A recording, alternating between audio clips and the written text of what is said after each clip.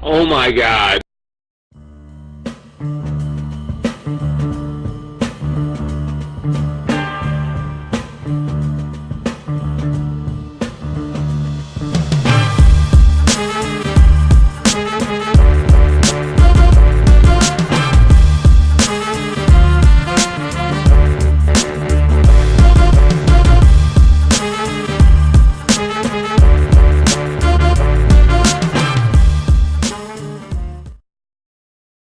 All right, fellas, unofficial commentators coming at you again through your awesome YouTube channel, SoundCloud channel.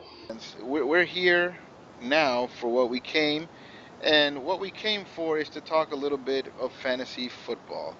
Man, there was something called the draft day or something of the sort, like National Drafting Day was last Sunday, I don't and care, man. That's and that's ridiculous. I think you have to draft the last Sunday or the last week before the NBA season because everybody gets hurt during preseason. It happens every freaking year. well, Important people go everyone down. who's going to get hurt. Yeah. Not I remember everyone last gets year, hurt. Teddy Bridgewater. By the way, it was only a couple of days ago. Teddy B had his anniversary of his gruesome knee injury in practice. Dude, it's just fantasy outlook changes so much week to week during preseason. It's unfair to have fantasy drafts before the third preseason game at least is played.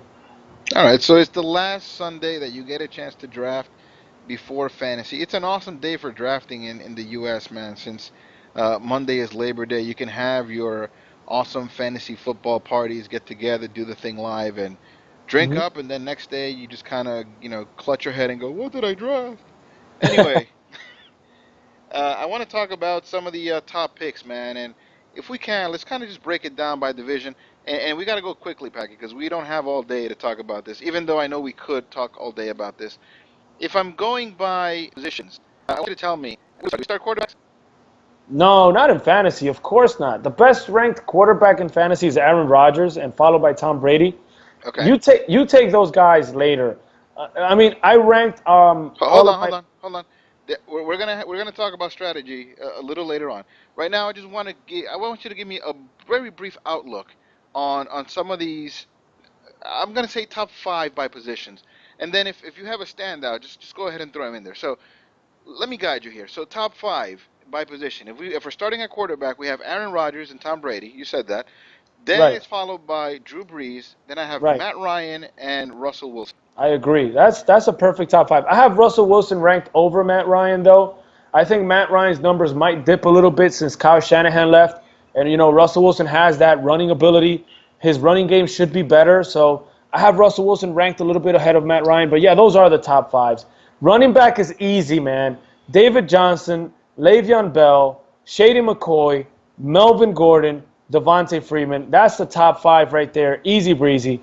And at wide receivers, easy as well. At wide receiver, some people can mix it up because there's a lot of talent in the top tier. But I got Antonio Brown, Julio Jones, Odell Beckham Jr., and I have A.J. Green ranked over Mike Evans and Jordy Nelson. I know a lot of people have Jordy Nelson ranked over A.J. Green and Mike Evans, but you know this. I'm a huge A.J. Green fan. As a matter of fact, I had 2 straight years drafting A.J. Green. He's healthy again. If you saw him in preseason, he was getting all the looks from Andy Dalton, man. Screw it. A.J. Green, I don't put him over Odell Beckham because Odell Beckham is just, it's crazy what Odell Beckham does. But A.J. Green is right there if it's not that much of a drop-off.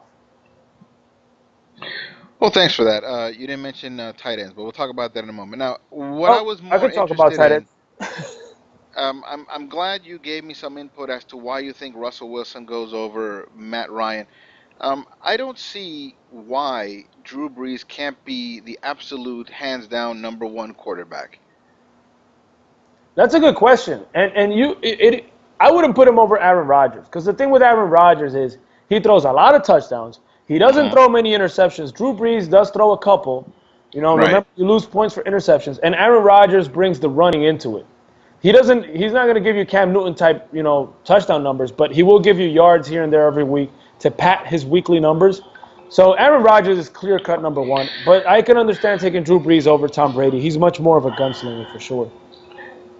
And with the addition of Adrian Peterson, and they still have their usual running back. Having Mark a hard Ingram. time remember his name. Mark Yes, Ingram. Ingram. I'm so sorry. Yes. Um, it doesn't seem to me like they really rely on that, but they have a couple of mouths to feed now at running back. So maybe there's a decline in the amount of passes thrown by Drew Brees, but and add to that that Aaron Rodgers is going to play for the second year with a wide receiver turn running back as his starting running back. They didn't add any depth to the running back, so I guess that's why I wouldn't put him over Rodgers. Brady, I don't know. Brady has the advantage that he throws touchdowns even to his running backs. So if it comes to scoring touchdowns, like Tom Brady might even score 50 touchdowns this year. No, I get you. But regarding Drew Brees, I got to go back to Drew Brees. I think Adrian Peterson and Mark Ingram tandem is the tandem because Mark Ingram is injury prone and Adrian Peterson is kind of old. So they're going to rely off each other. This is a Sean Payton led offense. They're going to spread the ball and pass it all day long. And don't forget, the New Orleans Saints have probably the worst defense ever in history. So Drew Brees is always going to be playing from behind. So he's going to be throwing the ball all day, every day, bro. Does anyone after Russell Wilson possibly sneak into the top five this year? Like when the year is done and we Oh, tabulate all the points, can anyone yes. sneak into that top five? Yes, I'll give you one. Andrew Luck. You see, Andrew Luck has dropped a lot in draft boards because he hasn't played and he might miss the first week, maybe even the second week. But even if he plays 14 games out of 16, kind of like what Tom Brady did last year that missed 4 games, by season's end, nobody's going to forget. Nobody's going to remember that. I'm sorry. Andrew Luck is going to put up crazy numbers every year. So Andrew Luck can easily sneak into the top five. If not in overall numbers because he missed a couple of games, for sure in points per game. All right. I'm thinking that if anyone has a chance to sneak into the top five, it would probably be Kirk Cousins. Kirk Cousins has a new set of wide receivers, basically all new people there. We replaced Deshaun Jackson with the very versatile Terrell Pryor, who's not only stronger, he's bigger. He may not be faster, but he's definitely a threat either for close catches, for long plays, and it Mhm. gives him a big target for touchdowns. I think that Kirk Cousins again taking the franchise tag and again playing in a contract year, he could end up with top five quarterback numbers. That's valid, man. And add to that, Josh Doxson, who's going to be the new Pierre Garcon and Jamison Crowder. He definitely has weapons there, man. But let's see. I mean, he is again on a contract year. Uh, I mean, I don't know, but that is a valid point. But I don't know. I don't think he's going to sneak into the top five. I can see him having a really good season, but out fantasy score these guys. I don't see it. When you mentioned running backs, you said hands down that David Johnson would be number one. A lot of people have Le'Veon Bell going number one, especially when it comes to PPR. Why would you put David Johnson ahead of Le'Veon Bell? Because of the touches. David Johnson's going to run 20. Last year, he averaged over 20 points per game, and he gave 20 points per game, I believe, in 12 out of the 13 first fantasy weeks, 20 points or more. He's going to get a lot of touchdowns, maybe even more than Le'Veon Bell, because remember, Le'Veon Bell is in a stacked offense. And add to that Le'Veon Bell is in a holdout. He hasn't played in the preseason, and he's probably not going to be in there anytime soon. Apparently, he even uploaded a video that went up on Bleacher Report, him throwing some bars, rapping about, if you want me to play, give me money. So I don't know. I'd be even concerned now at this point. I'd be even concerned about Le'Veon Bell missing the first week, unless they pay him, of course. Well, who knows really? I mean, he just kind of throws a lot of different theories around. One of them, I heard that he put on Twitter that he was ending his holdout on September 1st, which would be this Friday. So he'll be ready to go for the season. He just wanted to hold out as to not get injured and possibly not even tested for anything all during the preseason. Who knows? Yeah, it's proven that a running back does not have to play in the preseason to play in the regular season. Marshawn Lynch in Seattle never played in the preseason. Now him and the Raiders is the first time he's playing in the preseason, and that's because he missed an entire year for being off. So he's trying to, get game shape. But yeah, preseasons are not necessary for running backs. By the way, fantasy and real life are not the same thing. I think Le'Veon Bell is more talented than David Johnson. I think David Johnson is better for fantasy purposes. And what about the scouts saying that Carson Palmer is looking really good in training, in camp, in practice, in the preseason, and maybe they're going to go more aerial than they did terrestrial last year? I don't buy it. I don't buy it because, first of all, Arizona's defense is going to be better with Tyrann Mathieu. They won't have to air it out as much as they did last year. Tyrann Mathieu is the main key part of that Arizona defense. It all rotates around him. And add to that Carson Palmer is old as fuck, so I'm guessing Carson Palmer might start out. This is the old syndrome in football. Like, they start balling at first because they got all this veteran shit, like all this veteran knowledge. But then the cold kicks in, the pain kicks in. You know, they're not recovering in time, and then you start seeing the numbers starting to dip by the end of the season. I can see Carson Palmer having that problem. And if your Carson Palmer is dipping, what are you going to do as a coach? You're going to give it to David Johnson. So if you're going to have your fantasy playoffs, who are you going to rely on, David Johnson or Carson Palmer? Come on, man, give it to David Johnson. No Excellent question. point. All right. No question. So following normal ranks have Melvin Gordon number 5. You have Gordon over Devontae Freeman. I don't want to dwindle on that one too much, but after Gordon and Freeman in whatever order you have him in, who do you see sneaking into the top 5 at running back? I was really afraid to put Jay Ajayi there, but after seeing him in the preseason and seeing what Adam Gase is doing with this offense and the way Jay Cutler looked a lot better than I thought throwing the deep ball, I'm putting Jay Ajayi back up there at number 6. He killed it last year for a couple of weeks, and he's going to get a lot of touches in Miami because they're probably going to limit Jay Cutler a bit. It's either going to be run or shoot the deep ball. So I think Jay is going to get a lot of interesting opportunities. And something that I liked a lot was that in week 3 preseason with the Dolphins, the 2 red zone opportunities the Dolphins had, both of them they gave it to Jay Ajayi. So we're talking about probably a touchdown guy in the red zone. They prefer to run it over throwing it. That's a very important topic for running back. Not you, Jay Ajayi. I don't know how to say his last name, man. I'm sorry. Ajayi, I don't know, man. I don't think anyone knows. Well, we're going to call him all kinds of funny stuff during the whole year. He's British, by the way. Did you know that? I did. I've heard him in interviews. I thought he was trolling people the way Arian Foster used to do, but nope, that's him. That's his real accent. Yeah, he was triggering his little Game of Thrones, right? But nope. All right. Well, someone that there are 2 people that I thought could crack the top 5. I have my eye on Isaiah Crowell, but I've demoted him to more of a sleeper. I still think that he shares duties as a running back, and also because Johnson is a better pass catcher, and it's looking like the Browns are going to go with a rookie quarterback. There may be a lot of more dump offs, so a lot more plays for Duke Johnson, even over Isaiah Crowell. So I'm not as high on him as I was earlier in the year. I do like Lamar Miller a lot for the same reason, but basically because he owns that backfield. So a lot of, when the options kind of close out and the quarterback starts to feel a little desperate, dumps a lot of stuff off to Lamar Miller. But someone that I'm looking for a really big bounce back year and someone who could potentially break the top 5 again is Todd Gurley.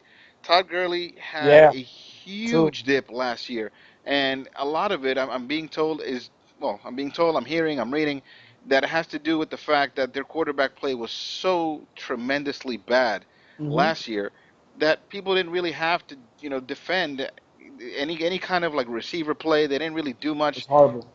They could stack the box, and there were just not that many opportunities for Todd Gurley. And, now, with and another I'm sorry, year, talking about Todd Gurley, even worse than the quarterback play was the coaching from Jeff Fisher, who's like from 1990. Sean McVay is a respected offensive guy, so I'm expecting him to get Todd Gurley into some good situations also. All right, well, that was the point I was going to make. So thanks for doing that. And Todd Gurley, it's all right, man. I vultured that from you. Yeah. The touchdown vultures in fantasy, the ones that give you headaches. What pick are you in this fantasy again? I am pick 11th out of 14, bro. So I'm number 1. I don't doubt that you'll be taking a couple of people that not vulture them, but snipe them because you're going to get them from far away. Yeah, probably for sure, man. All right, wide receivers. The way that they have it breaking down: Antonio Brown, Odell Beckham Jr., Julio Jones, Mike Evans, and Jordy Nelson. Now, you put A.J. Green in your top 5. For sure. Even over Evans and Jordy. Hell you put yeah. Jones over Odell Beckham. Does the injury have anything to do with you putting Jones over Odell Beckham Jr.? No, it has to do with Julio Jones being awesome. I mean, yeah, the injury, I mean, let's just face it also. Odell Beckham is a little bit more fragile than Julio Jones. He's not really injury prone because he hasn't really missed significant time. But Julio Jones is healthy. He is Julio Jones. He is going to be in the Atlanta Falcons' awesome offense, which is probably going to be the number one offense again. So I would not see why not rank Julio Jones up there. Last year, you know what happened with Julio Jones? He missed on a lot of touchdowns because they gave it to Devontae Freeman. You don't know if that changes this year. I mean, I know I said about Matt Ryan, his numbers might dip a bit, because Kyle Shanahan left. But who knows how they're going to work this out? That's what happens when offensive coordinators change. You don't know. It could be or could be not. But Julio Jones, there's no way he's going to go into this year scoring only. I think he scored only 4 touchdowns last year, bro, and he still had top 5 numbers. I mean, come on. That tells you everything. And we're talking about a PPR league, so. I do not buy Antonio Brown as the number 1 wide receiver. Why is the consensus that Antonio Brown is number 1? Because I'll tell you why. He has to be the number 1. He's healthy. Big Ben is healthy. The offensive line is going to be better. Yeah, Big Ben is healthy, but for how long? Well, if that week and how good is he going to be when he plays on the road? If there's a week that he misses a game, then don't start Antonio Brown. But here's the thing. The Steelers also have Martavis Bryant back. Yeah, if there's ever any reason for you not to start Antonio Brown, then he can't be considered number 1, in my opinion. Nah, man, I think you have to have him number 1. You can't predict anything else. I mean, and add to that he returns, punts and kickoffs. He's gonna get the ball. Well, in fantasy, you're not really counting these yards. Not the yards, but when he scores. I mean, it's all about opportunities, right? And Antonio Brown is going to get the ball more than Julio Jones or Odell Beckham by the end of the season. Regardless if it's Big Ben or not throwing the ball to him, he's going to get more targets than both of those guys. That's the fact. I don't know about that, man. I drafted Antonio Brown last year. I had the number 1 pick last year as well. Some people are hating me for going back-to-back with number 1 picks. Yep. But that's kind of a you problem. Anyway, I noticed while having him on my team that those road games where Ben Roethlisberger tends to kind of just self-destruct, those were really poor games from Antonio Brown. He did not get as many yards as I expected him to get. He kind of became touchdown dependent. Now, any given day, he'll get you 50 yards and 3 touchdowns, and that's an amazing day. But that didn't happen as often as I would want it to. The returning punts and kickoffs for touchdowns, I think it was more prevalent the year before last year. I didn't see a whole lot of that this past year when I had him on my team. I don't know, man. I don't think that he should be number 1. I would pick, if I had that opportunity, if I'm picking number 3, or just going with the receiver first strategy, I'm probably picking Julio Jones over Antonio Brown.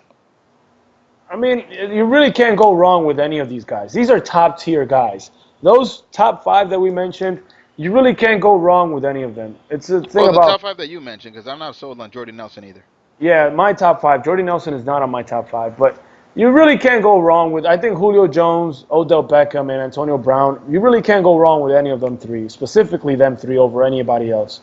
So it's a preference thing. I think Antonio Brown is still better than the other 2 fantasy-wise, but it is what it is, man. All right, so who cracks the top 5? I'm asking you the same question for every position. Who cracks the top 5 in general? That wasn't in the top 5. Anyone 6 and under who cracks the top 5 at the end of the year. Oh, well, we already talked about Mike Evans and Jordy Nelson, but I'll give you somebody that's not mentioned in that group that could easily crack the top 5, and that's Michael Thomas. This guy's a legit wide receiver, and he's going to be in the New Orleans offense, and we already spoke about Drew Brees and how they're probably going to be throwing the ball a lot because they're always going to be playing from behind. He was a rookie last year. This year I expect him to be even better. He's big, he's fast, he can route run. Michael Thomas could be an interesting pick, man. He can get a lot of touchdowns. I can see him easily go 10-plus touchdowns during the year and obviously go over 1,200 yards. That can easily put him in the top 5 numbers, man. Okay, cool. Well, I do want to mention Doug Baldwin, who is Mr. Consistency. He's consistently in the top 8 when it comes to the results at the end of a fantasy season. Even though on any given night, you're not going to see overwhelming numbers from Doug Baldwin. He's not going to have the 300-yard game that Julio Jones had, but he's always consistent, man. He's usually someone who gives you double-digit numbers. Someone that I'm looking to crack. Maybe they don't get all the way up to top 5, but at least crack top 10. And the way that it's looking right now, he's dipping way low, in fantasy drafts is DeAndre Hopkins. I like DeAndre Hopkins a lot. I think that the talent is there. It's just that the quarterback play last year was so atrocious, and this year they're looking to get a really big bump from their quarterback play, even though it's going to be a rookie quarterback throwing to him. But when you're a rookie quarterback, look for your most reliable options, and I think that DeAndre Hopkins is going to be one of them. Yeah, I feel bad for DeAndre Hopkins, man, because Deshaun Watson might not even start at the beginning of the season. I think Deshaun Watson will be starting eventually, but it's going to be Tom Savage at the beginning. So What? yeah, it's a big Ew. yeah, it's a big question mark with DeAndre Hopkins because of the quarterback, not because of him. So the guy is uber talented, man, but you never know with these quarterbacks. The thing is that the Bill O'Brien offense is really, really complicated. Quarterback has to run line checks, has to run protection and audibles. Deshaun Watson is a rookie. That's why they say it's really hard for a rookie to start right off the bat for Bill O'Brien. But I think that by week 6 or the bye week, whenever it is, I'm not sure for Houston, I think he'll be starting. I can actually pull that up for you. Week 7 is the bye week for Houston. That's perfect. That's perfect. I can totally see Deshaun Watson coming week 8 as a starter. Couldn't be more perfect than that.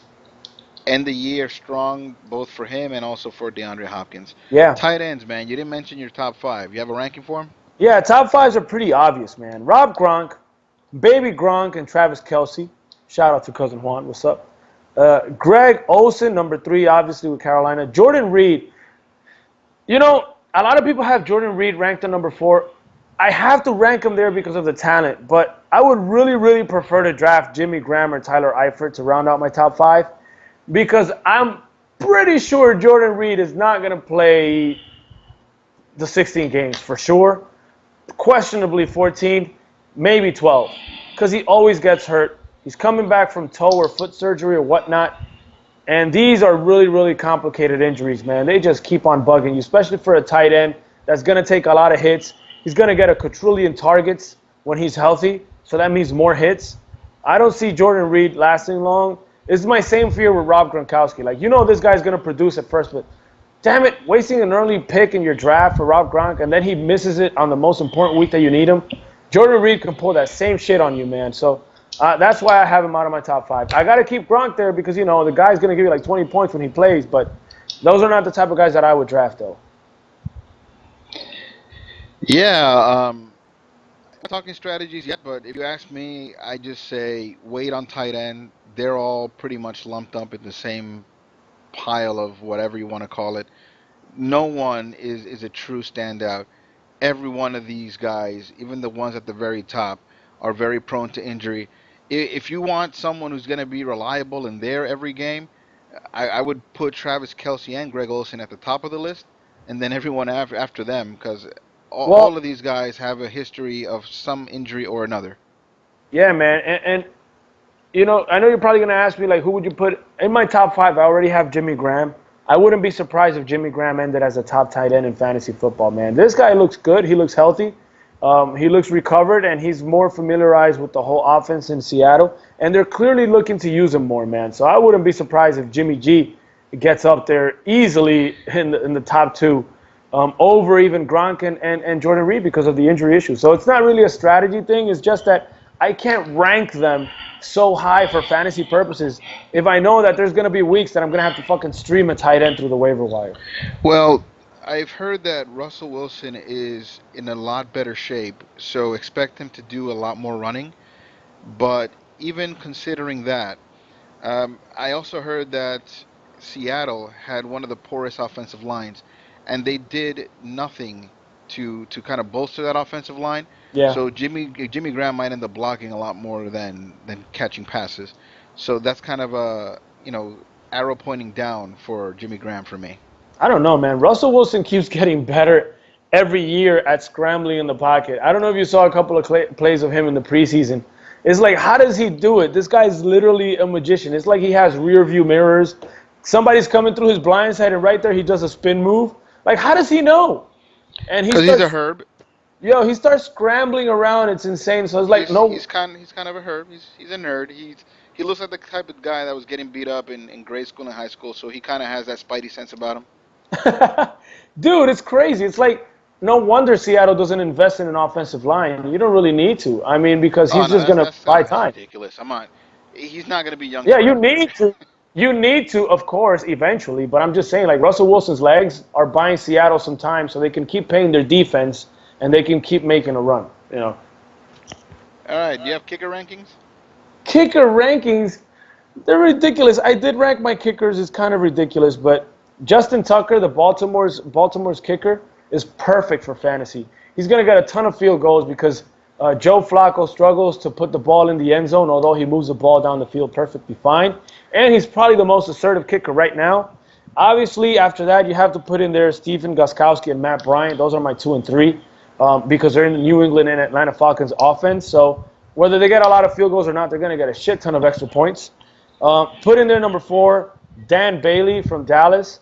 I liked his performance last year, and of course, again, he's going to get a lot of opportunities. And number 5, normally a lot of people would have Adam Vinatieri, but I'm going to go with Mason Crosby, man. I think Green Bay is going to have a crazy offense, probably challenge New England or Atlanta for the top 2 or top 3 offense in the NFL. So, again, more opportunities for Mason Crosby, man. When it comes to drafting fantasy, kickers are interchangeable, but I hope and I like and I hope that maybe he's still there when I get a chance to pick my kicker, that Matt Prater's still around. That dude has lead in his foot. He kicks super hard. Yeah. He's pretty accurate. And he kicks in mile high, so it makes it no, it he's makes playing it for Detroit now. Oh, he's in Detroit. Okay. Yeah, Okay. he was in Detroit last year as well. But even when he came in, he has an iron leg. He kicks really hard, and I see a lot of opportunities for him to kick field goals there. Field goals, extra points, whatever you call them. I see a lot of points coming from Matt Prater. If he's there, snatch him. If you get another one of the top kickers, by all means. Yeah, you probably will have him there. All right. So let's kind of dabble in rookie buy positions. What are the rookies you're looking as standouts this year? Let me ask you quickly: rookies that stand out for you by position. Let's start with quarterback. Don't make it too long. Just give me 2 guys that you could potentially draft. One dude that is hyped, but you don't want to touch him. Well, for quarterbacks, I can't pick 2, man, because right now the only known rookie to start is Deshaun Kaiser. So that's the only one there. Deshaun Watson's not going to start week 1. Mitch Trubisky is probably going to start eventually as well. I would prefer Mitch over Deshaun, but Deshaun Kaiser is the only one that's actually starting. So we can move on to another position right away. And I wouldn't touch him either because I'm really not big into rookie quarterbacks. But well, there's no clear-cut starter Cam Newton. Like I remember the year that I first started playing fantasy, I drafted Cam Newton, and boy, did that pay off. Yeah, I'm willing to bet that Mike Glennon will get an entire first half of starting quarterback in the regular season. If he throws 2 picks in the first half in the first game, they're probably going to bench him right away. And then Mitch comes in, and that's being interesting. Good. All right. Moving on, running backs.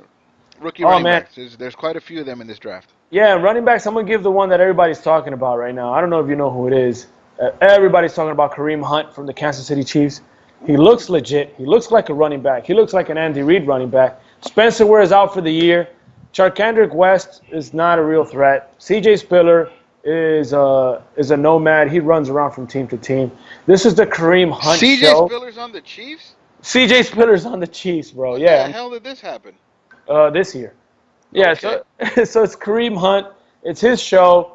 Andy, I heard this in a podcast. I don't remember which one, fantasy podcast, because I listened to a million of them. But 9 out of the last 12 starting running backs for Andy Reid that play all year, obviously, have been in the top 5. 9 out of 12 years. He's had a top 5 running back. So Kareem Hunt is the rookie to watch there. And after Kareem Hunt is Dalvin Cook, man. Dalvin Cook went to Minnesota. Everybody thought Latavius Murray was going to be the starter. I don't think Latavius Murray is going to see much of the field. Dalvin Cook looks fucking awesome, dude. That kid, he is a legit running back. He's from Florida State. I really liked him coming into the draft. I thought he was going to be a first-round pick in the NFL draft. He slid to the second. But, man, he's looking like a first-round talent. And I'm taking him over Leonard Fournette because Leonard Fournette, although he's probably going to get more touches at first, he's already having injury problems. He had injury problems in LSU. He had a sore ankle these days. So it's a matter of time before he goes down. And you pick him over McCaffrey as well? He's deceptively fast. Yeah. I'll put Dalvin Cook over McCaffrey because Dalvin Cook and Kareem Hunt, they're both going to be starters. They're both going to get 15-plus touches as of week 1. McCaffrey's going to be used a little bit more like a Danny Woodhead-type running back in Carolina. So he is going to get a lot of opportunities, but it's not the same. Interesting. And what about Joe Mixon? Oh, Joe Mixon is interesting. I like that one. He has to be the starter. He's definitely better than Jeremy Hill and both Gio Bernard. But again, I just like the Dalvin Cook situation better. Kareem Hunt is clear-cut number 1 over any of those guys. But since Joe Mixon is kind of like in a little bit of a running back by committee type thing there, I'll take Dalvin Cook. Well, he's running back by committee, and the Cincinnati Bengals tend to injure their running backs a lot. So at some point, he might just kind of supersede all of them and just kind of run away with it. He will. Unintended. But that's the thing. We don't know when. Correct. But he will. But hey, man, you got a couple of bench spots. Why not pick him up? I guess. No, yeah, you could definitely get him at the right price. But you asked me top 2, man. I gave you Kareem Hunt and Dalvin Cook. You are correct. Okay, wide receiver. Wide receiver, man. The first one, I got to be honest. Everybody's raving about this guy, Corey Davis. He was the first wide receiver taken in the draft by Tennessee. He hasn't played yet, but he has a hamstring issue. And everybody, I'm a little bit confused. But I have to pick him because there's not many situations like Corey Davis where he goes into a lackluster team. He's going to come in. He's probably going to be ready for week 1, and he's going to be the number 1 receiver in Tennessee. Marcus Mariota is healthy, so yeah, man, he definitely has to be the number 1. It's kind of a little bit scary to me because they compared him to Odell You think Beckham. he's number 1? He's also going to share time with Rashard Matthews and Eric Decker. Yeah, I think that's the thing. Rashard Matthews and Eric Decker, they're like possession type receivers. This guy Corey Davis is a big play guy, and when you're running with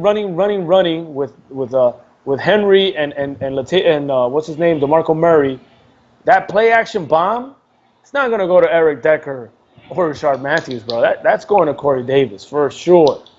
So I'm gonna stick with Corey Davis on that. Okay. One. Yeah, it scares me a bit how high they're ranking him, but he is to me the best receiver coming in. And my second rookie wide receiver coming in. I don't know, man. I'm a little bit torn, but shit, I can't believe I'm gonna say this, but I have to put him in there. Say it, we're pressed for time. Yeah, Cooper Kupp, man. Cooper Kupp with St. Louis. This guy looks like a young version of. That sounds like a fantasy name already.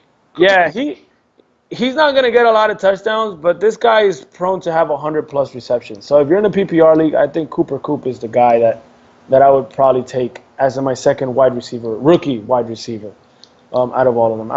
I think he's a sure thing. He's going to give you 100 he's going to get over 100 targets. So he's probably going to get up. He has really good hands. He's kind of like a Julian Edelman type wide receiver. So yeah, man, I can see him. I know St. Louis, with Jared Goff, or nobody's very sure, but Sean McVay is going to find a way to get him the ball. And Sammy Watkins is going to be pulling all the coverage to his side. So this is a type of, Danny Amendola, Julian Edelman type guy, Cole Beasley type receiver. So he's going to get his touches, man. Right. Okay, well, that's it for receivers. Anyone you stay away from? To stay away from receivers? Anybody that's on the Jets. I mean, rookie receivers is what we're talking about, but. Oh, well, rookie receiver to stay away from, well, that's kind of a big question to answer. I mean, any rookie receiver for that matter. I'm not big on rookies, but I'll just anybody that's on the Jets, stay away from them, except Bilal Powell. Bilal Powell is interesting. They're trying to shop Matt Forte. Besides that, nobody else on the Jets is useful. So rookie receiver to stay away from that I'm not convinced about. Let me see if I'm thinking. I see a lot of people are ranking Juju Smith-Schuster in there. Juju Smith-Schuster is with Pittsburgh, with Antonio Brown and Martavis Bryant, and they got Vance McDonald from San Francisco. They got Jesse James. They got Le'Veon Bell. I just don't see Juju Smith-Schuster getting many touches. So too many mouths to feed. Yeah. All right. Tight ends. Is it even worth talking about? Yeah, man. There's 2 interesting tight ends, bro. It's gonna be interesting. Yeah, rookie tight ends. David Njoku in Cleveland. You know what they say, a rookie quarterback's best friend is a good tight end. David Njoku is a really good rookie tight end. He was really good in college, and he's very promising. So he's probably going to get a lot of looks from Deshaun Kaiser. And O.J. Howard with the Bucks, bro. This is the best tight end prospect that I've seen since Rob Gronkowski going to the NFL. This guy's a beast. He looks like an overgrown receiver that blocks like a fucking lineman. I don't even know how to put it. Like, this guy can stretch the field, go short, block, do screens, whatever. They're going to find a way to use him for Jameis Winston. So I like O.J. Howard, bro. I like O.J. Howard as well. What about the Giants tight end? They picked them in the first round. Evan Engram. You picked him in the what? Oh, the Giants picked him in the first round. Yes. Yeah. What guy? Well, this is the thing with Evan Engram. He's not really a physical blocker. I thought I was the one drinking. He's not really a physical blocker, and the Giants go with a lot of 11 personnel. 11 personnel means one tight end, one running back. And when you're running 11 personnel, you need a tight end that can block. So he's going to be very limited with the amount of plays he gets on the field. I'm sure he's going to make a lot of big plays, and you're probably going to get a lot of really good fantasy weeks, but you're probably going to get a lot of duds too from him because, you don't know when he's going to hit the field. Touchdown dependent for sure. What do you think? Is that someone you stay away from? Evan Engram? Yeah, pretty much. I would. I don't believe in tight ends that are situational for fantasy football. All right. Give me guys that don't leave the field. Let's keep narrowing the field. Let's keep making these topics a little shorter because we are pressed for time. Sleepers. I want one sleeper in each category. Man. Let's start back to front just to keep it a little bit interesting. Let's go with tight end first. Oh, with tight end, a sleeper that I would have at tight end. Let me see if I'm looking through my notes. You know what? Vance McDonald. It became an interesting sleeper. Getting traded to the Steelers in that offense. Remember what Jesse James did? Vance McDonald is expected to go over Jesse James in the depth chart right away. So I'm intrigued with him as a sleeper, really late round. I also like Jared Cook from the Oakland Raiders. The Raiders needed a tight end to take advantage of the seam. Jared Cook can do that for the Raiders. So that's another sleeper for you. If I'm going with wide receiver, here's an interesting sleeper I'm going to give you for another late round. Malcolm Mitchell of the New England Patriots. A lot of people think Chris Hogan is the one that's going to be getting the targets that Julian Edelman lost. No, it's not. It's going to be split out between the running backs and everybody else. But Malcolm Mitchell now gets to see the field almost every freaking play. And Malcolm Mitchell was amazing last year. It's probably going to be Malcolm Mitchell on one side, Brandon Cooks on the other, and then Danny Amendola and Chris Hogan are going to be worked in there with packages on whatever the freak they do. So I really like Malcolm Mitchell, and I like Devin Funchess from the Panthers as well. I like how he's grown. And for running back, I had one. Yeah, I'm sorry. When's a good place to take Hogan? At the end of the draft or through the waiver wire. I wouldn't draft Hogan. He's too inconsistent. He'll give you a 15-point week, and then he'll give you 3 weeks with 0. So if you're drafting Chris Hogan, in my opinion, you're wasting a pick, man. You're not gonna know when to play him. Who knows? There are a lot of teams with too many mouths to feed, and they scare me in terms of fantasy production. I mean, the team could score a bunch of points, but the individual players could give you dud week after dud week after dud week. Mm-hmm. I'm not even sold on Brandon Cooks. I'm sold on Brandon Cooks 100%. But that's beyond the point. Let's go to the running back position. I assume you want a sleeper for that one so we can move on since the clock is ticking. And I'm going to give you one you probably haven't heard a lot about. It's Marlon Mack. Marlon Mack is a running back for the Indianapolis Colts. Frank Gore, you know how old is Frank Gore, Jay? 42. Close. He's 34. Oh, just flip the numbers around. Yeah, 34, that's like 60 in running back years. But that's none of my business, though.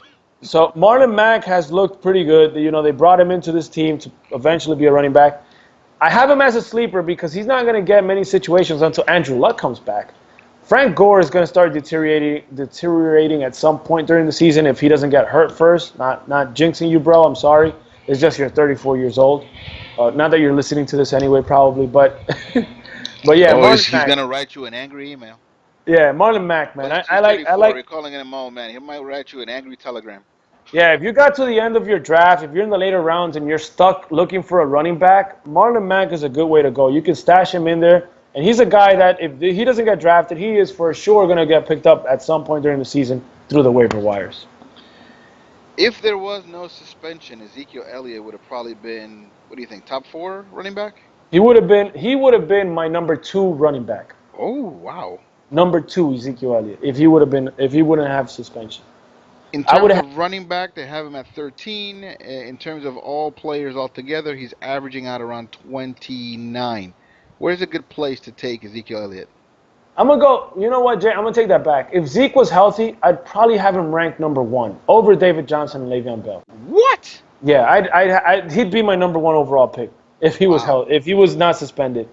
But a good place to pick him, bro, is the second round. You're not gonna waste a first rounder on, on a guy that's not gonna play for you at first. But a second round flyer, if you get a good balanced draft all throughout. Well, they got him at 29. That's third round in a 10-team league. That's third round in a 12. That's even a third round in our league. That'd be the first pick in the third round. I'd take him in the second. I'll tell you straight up, if Zeke is there in the second pick, I'm probably gonna pick him up, like for sure. Oh wow. Yeah, and that sentence they gave him is probably gonna get reduced. Vontae's Burfict was suspended for 5 games. His appeal took it down to 3. So he's supposed to be suspended for 6. I wouldn't be surprised if they drop it to 4 or 3. Did the appeal not happen already? It went to a second process, and then from the second process, it went to a third meeting. So they're having a third appeal meeting on it. Well, even if they bring it down, let's say to 4, that means he'll play 1 week, and then Dallas has a bye week in week 6. Yeah, I don't care. So you practically lose him for 6 weeks anyway. If I get to 500 to weeks, no, well, not 500. Yeah, if I get to week 7, which is when he starts, at 4 and 3 in my fantasy, or 3 and 4, I can easily run the table with Ezekiel Elliott and another really good running back in the first round. I'd have 2 first-round running backs for week 7. Because So let's say who do you pick in place of Ezekiel Elliott to hold it down while he comes back? Well, Darren McFadden is a replacement. You can get him later. That's another thing. If you pick Zeke #2, you can get Darren McFadden later, and you're not really losing much of anything. Then you just drop Darren McFadden and pick somebody up from the waiver wire that you probably will need anyways. So that's a valid fantasy strategy there. So but obviously the drop-off is pretty big, but you still get some production. It's not like you're getting duds, Is it that big, though? Because last year with Le'Veon Bell out, his backup did pretty well. Yeah, it's big. It's big. It's big. Dude, I remember for my fantasy playoffs, like I need, for me to go to the next round, I remember I needed Zeke to give me, like, I think it was 20 points. In the first quarter, he had 18 already versus Detroit. So, like, this guy's a beast, bro. Forget about it. Okay. Quarterback, sleeper, what you got? Oh my God. I don't want to say it, man, because I'm actually targeting him for the late round, so I'm gonna give you another one. I'm going to give you Colin Kaepernick.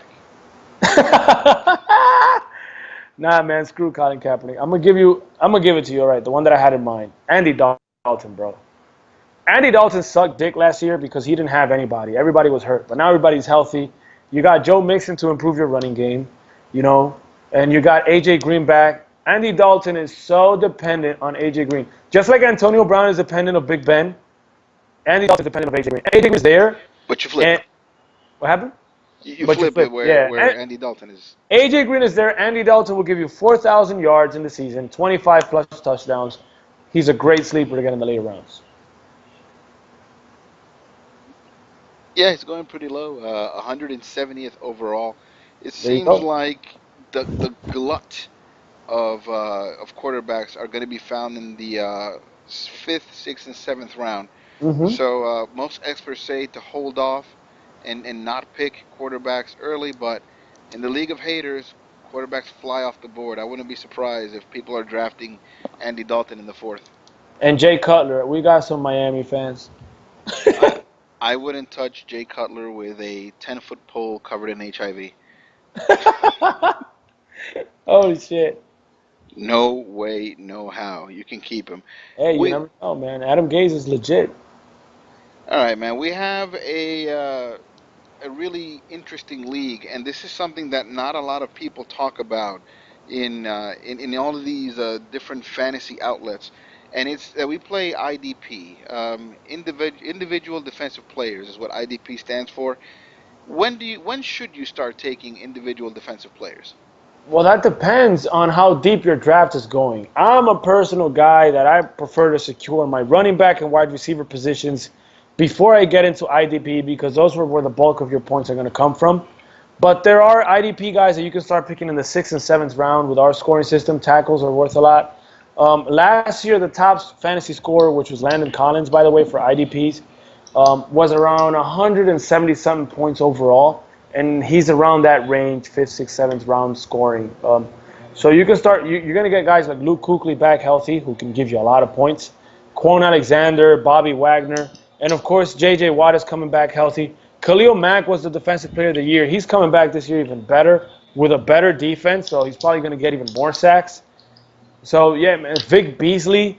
There's a lot of pass rushers you can get there in the middle rounds if you want to go defense first. But me personally, there's so much depth at defense, right? And that I would just wait after I've secured my quarterback, receiver, tight end, and running back. Then I would go into IDPs. That's how I would do it because there's just so much depth. You can get. Say that again. So you said running back, receiver, tight end, quarterback, and then I'm going to IDP because, like, dude, you can get people like Navarro Bowman. That's probably going to give you over 100 tackles. I got him ranked number 24 in IDPs. You know, you can get guys like Levante David, a tackle machine. He had a year where he had 150 tackles, bro. Levante David is the dude from Tampa Bay? Yeah. Oh, yes, he's legit. He's legit. And, like, based on scoring from last year, man, you can have him in the late 20s ranked.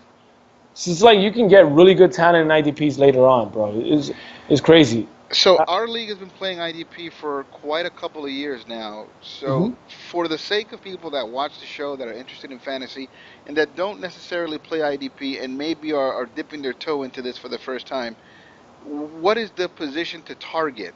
I mean, position on the field to target in terms of IDP. Linebackers. Linebackers are like the running backs because they're everywhere. They tackle, they defend passes, they intercept, and sometimes they even sack. You know, so preferably middle linebackers. Pass rushers are like your wide receivers because pass rushers will give you really big weeks if they get a couple of sacks, and then they'll give you a couple of other weeks with not that many points. Kind of like receivers. A receiver will go for 100-plus yards, 2 touchdowns, and then another day he'll go for 50 receiving yards, no touchdowns, and you're like, fuck. That's kind of like what pass rushers are. And then you have like the consistent low-tier guys are the safeties, kind of like the tight ends. They'll give you 10, 9 points. You know, they'll keep you in double digits, but they'll never give you a really big week, but they'll rarely give you like a really low week because, you know, they're right in between passes defended and tackles. So that's how I see them. Middle linebackers are like, you know, running backs. Pass rushers are like wide receivers, and your DBs are like your tight ends. Good breakdown. I like that. Yeah. So how crazy is it to pick a linebacker, what, 3rd round? You pick 2 running backs and you pick a linebacker. It's pretty crazy, bro. They give about the same points? It's pretty crazy. I mean, when you go at it overall, it's not the same. It's pretty crazy because, like I said, the depth behind it. It's just the depth behind it. It's like Aaron Rodgers will probably give you more points than a wide receiver that you pick in the 1st round, but that's the thing. You won't get a 1st-round wide receiver later on, but you can get a really good quarterback that will give you decent points later on. It's the same thing with IDPs. It's about depth. The IDPs are deep. Yeah, man. It hurt me in my heart that Vontaze Burfict took that suspension, man. That guy is a tackle machine. I'd still draft him if I get a chance in the late rounds because he's only missing 3 games, and you know, he's a middle linebacker. Like I said, he's like your running back. He will do everything. Vontaze Burfict is a perfect example. He'll defend passes. He'll intercept. He will sack. He'll tackle. He does everything. He'll kick people when they're down. He is all over the ball. Wherever the ball is, Vontaze Burfict is not far behind. Yep, that's true. Beast, man. If he's there, I'll spend the bench spot on him. I don't. Yeah, I'm telling you, man, for sure. It hurts for me not to have him there. All right, strategies, man. I know that we've scattered strategies all over here, but for the fantasy rookies, for the new people, strategies, man. What do you think? All right, for the rookies, get your running backs early. You need to have starting running backs on your team. If you want to get depth, you can get them later. Get your running backs early. But the best strategy that I can think of for fantasy football is having your own draft board with your own rankings, or you can download a ranking from Fantasy Pros or CBS Football, and follow the board as you follow the draft so you can get the most value possible. If you don't want to do that and you just want to have, like, fuck it, dude, go with running backs. Go with running backs early, and then after that, just wing it. There's a lot of depth at wide receiver this year. There is a lot of depth at quarterback. There is a lot of depth at running back, but the drop off between the top running backs and the other running backs is huge.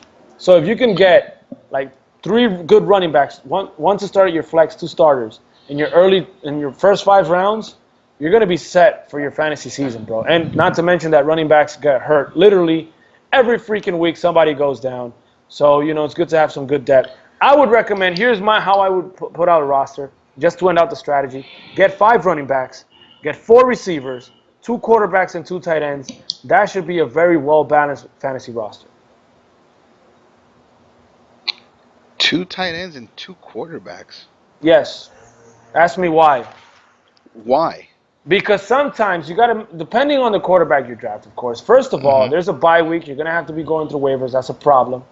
But there's always that week that quarterback goes against a fucked up defense. It's going to fuck you up no matter how good they are. And you're like, shit. And then you have another quarterback that might not be as good, but is going up against the New Orleans Saints, and that's the guy you want to start. So it's not a bad idea to have 2 quarterbacks. And if you lose your quarterback and you don't have a backup, when you go to the waiver wire, you're either going to be stuck with a rookie quarterback or with Jared Goff or with Joe Flacco, and those guys suck for fantasy. Or Jay Cutler, which I wouldn't touch with the 10 football. Or Jay Cutler. Yeah, for sure. All right. So how do we distribute some of these bench spots? Like, who do you draft knowing that you're not going to play them every week? I pretty much answered that question. I mean, you got to get some running backs in your bench.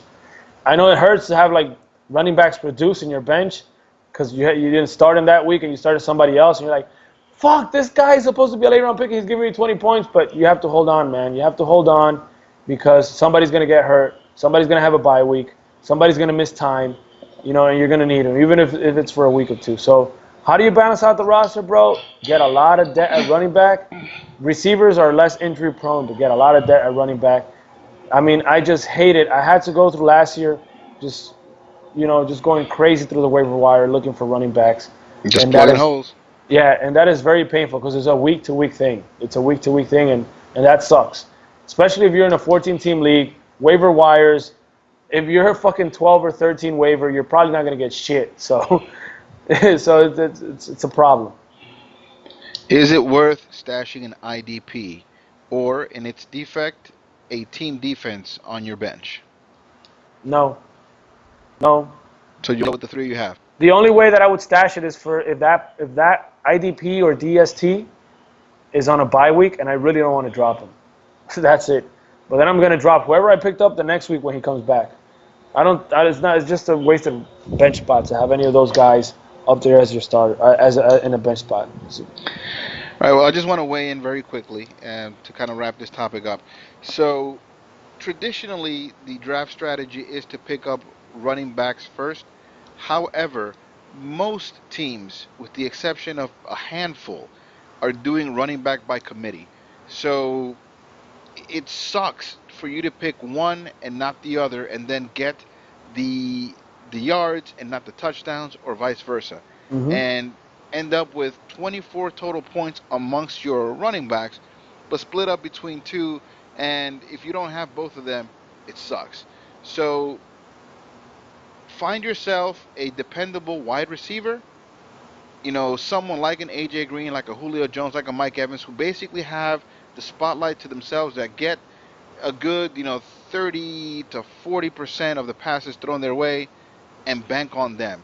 Secure those positions early, and then pick up your running backs.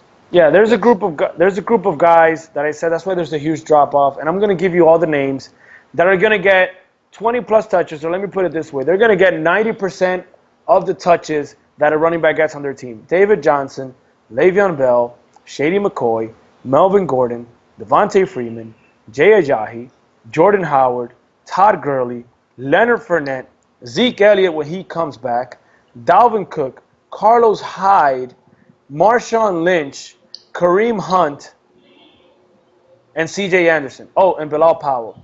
Those are the only guys in the entire NFL that are full-time starting running backs, are not going to get off the field on third down unless there's a special play. They're going to be there all the time. Well, that actually doesn't sound that bad. I think I counted 14. That's one every down back for each one of our fantasy teams. Yeah, and you need two in your starting roster, and there's a 14-team league, so that means you need 28 starting running backs. There's going to be 28 starting running backs every week, and that's not to mention when bye weeks start kicking in. That means you got to pick them up fast because they're going to go like this. 14 is not that much in a 14-team league. All right. We started the show talking about this weekend. There were a lot of injuries this weekend. Some notable injuries. It seems like every week they're just dropping like flies. But some people are done for the year. You mentioned Spencer Ware. Someone we didn't mention was Cameron Meredith. Yeah. And Julian Edelman. Any of these guys catch your attention? Do you bat an eye at any of these injuries? Yeah, Julian Edelman, of course, is a big-time injury. Like I said, don't bite the bait on Chris Hogan, not yet. Malcolm Mitchell will be more interesting, and James White, the running back, will probably get more touches. And, of course, Brandon Cooks and Rob Gronk. But Cameron Meredith, this is Kevin White's golden opportunity to prove why he was a first-round wide receiver. I remember 3 years ago when the Raiders were going to draft fourth overall, and everybody was like, should they take Amari Cooper or Kevin White? A lot of people were saying Kevin White. I'm like, nah, man, take Amari Cooper, take the real guy. Don't take the athlete, take the football player. Kevin White was the athlete, Amari the football player. Kevin White is the athlete. This is his chance. He's been horrible since he was drafted because he's always been hurt. So now he's supposedly healthy. This is his chance. Cameron Meredith is out. The show is yours, my friend. So if you're looking for Kevin White in the later rounds, that's another good pickup, man. Good. And obviously, Spencer Ware, we talked about him earlier. His injury opens the door way open for Yeah. Kareem Hunt to just come in and dominate. So, interesting, important injuries that happened second to last week before the final week of the draft. Yep. All right, man. So those are all I wanted to cover. I know we went a little bit long. We might have to cut this episode up and uh, present it by a couple of different editions. But um, just want to thank all of the viewers for hanging in, learning as much as I did about fantasy. If you haven't drafted yet, um, you're in the know. If you drafted already, tough shit. But we did mention some names that you can probably go to the waiver wire and go snag right now. By all means, thank you for watching the Unofficial Commentators. Where can Yeah. they follow the Unofficial Commentators, Paki? Again, UC_podcast for Twitter, Unofficial Commentators Instagram, SoundCloud /Unofficial Commentators, so you can listen to the audio version of this awesome podcast. On YouTube, Unofficial Commentators. Don't forget to click the subscribe button, activate your notifications, leave us a comment, send us an email, send us money. It's all cool. All that is awesome. I'm going to do this right now. I'm going to follow the Unofficial Commentators on YouTube, and I'm going to click that little bell just to show you how easy it is. Yeah, Go ahead, keep talking. And of course on Facebook, you can also find us. Guess for what name? Unofficial Commentators. I think we already should have that shit copyrighted because nobody else has it, and it's an awesome name. So that's that's all the places that I can think of, man. It is copyrighted. Don't get ideas, people, to run out and grab the name. Yes, I got it copyrighted. I paid a couple of bucks. It's mine. You can't have it. Oof, I didn't know that. All right. So that pretty much wraps up this week. Thank you for joining the Unofficial Commentators. Everyone, have a fantastic draft, and we'll see you back here next week. Later. Later. Dago, wherever you are, play us away.